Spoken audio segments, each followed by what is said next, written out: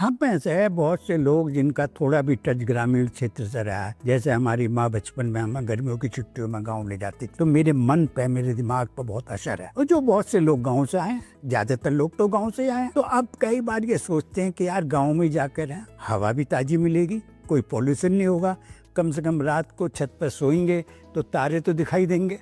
अब सड़कें भी गाँव में अच्छी बन गई है, क्योंकि गाँव में बैलगाड़ी बुग्गी तो चलती नहीं है, अब तो ट्रैक्टर हैं, तो सड़कें टूटती नहीं है तो पानी नहीं मरता।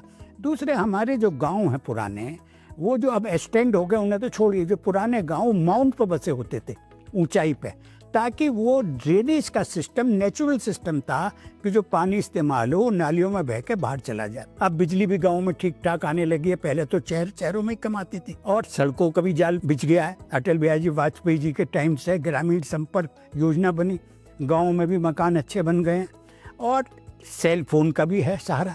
तो लोग कई बार सोचते हैं हम गांव चले, लेकिन मेरे एक दोस्त ने कहा यही गलती मत करना है। 2-3 दिन के लिए तो अच्छा लगता है गांव।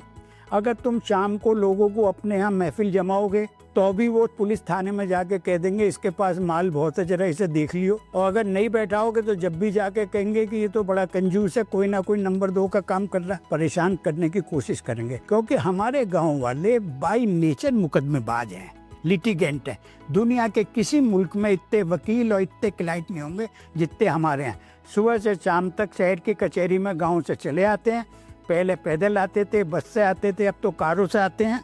तो हमें ये देखना चाहिए कि ये जो हमारा परिवेश है, अब एक साहब ने जाने की कोशिश करी, लेकिन गाँव वालों ने एक्सेप्ट नहीं करा, भगा दिया। उनका नया मकान उन्होंने बनाया, 10 लाख रुपए लगा के, तोड़ दिया, लूट लिया।